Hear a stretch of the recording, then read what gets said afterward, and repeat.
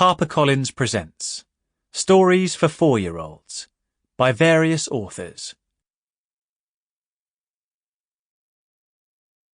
Paddington's Magical Moments by Michael Bond. "I didn't know it was Mr. Gruber's birthday in 2 weeks' time," said Mrs. Brown.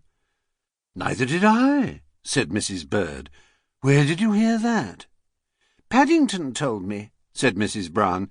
"Apparently they were talking about his early life in Hungary over elevensies in his shop the other day, and during the conversation Mr. Gruber let fall the fact that he would never forget the date, because it happens to fall on what is a national holiday in that part of the world. He didn't say any more than that, but Paddington looked it up in one of Jonathan's old diaries that lists such things, and he says it must be May the 26th, which happens to fall on a Saturday this year." "Perhaps we should ask him to tea," said Mrs. Bird. "It's the very least we can do," said Mrs. Brown. "I doubt if he has anything planned. If it wasn't for the shop, there's nobody else in his life, and he's been so good to Paddington over the years.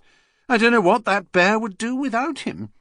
Jonathan and Judy can come for the weekend, and Henry can forego his golf for once. I vote we pull the stops out and throw a party for him." Mrs. Brown's enthusiasm was infectious, and one thing rapidly led to another. So when Jonathan came across a paperback publication called The Jumbo Book of Party Tricks, he immediately put it in the post for Paddington to see. "I don't like the look of that," said Mrs. Bird, as she spotted him passing her kitchen window immersed in its pages. "That bear knows quite enough tricks as it is. He's already asked if he can have a sheet hanging across the doorway between the hall and the living room where the party is taking place." "I'll tell you something else," said Mrs. Brown. "Mr. Curry was looking over our fence a moment ago, and I think he's spotted something special is going on.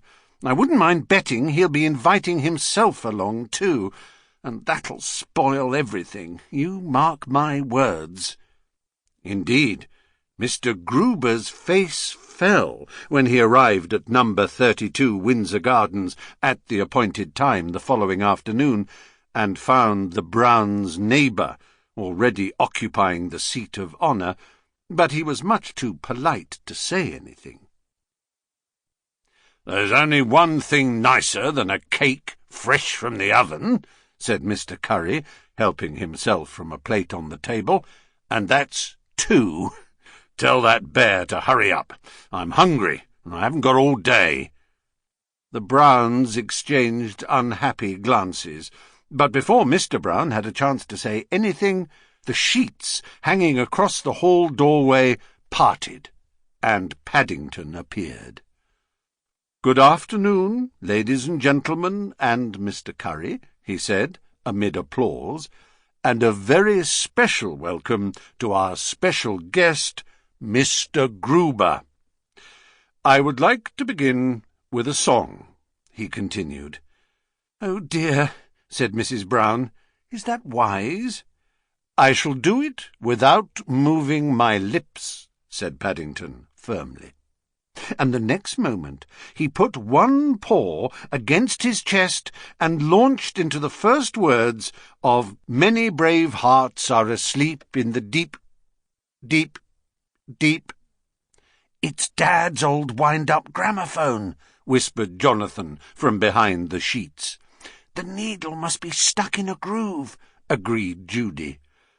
"Not a very good start," grumbled Mr. Curry, as Paddington disappeared behind the sheet in order to investigate matters.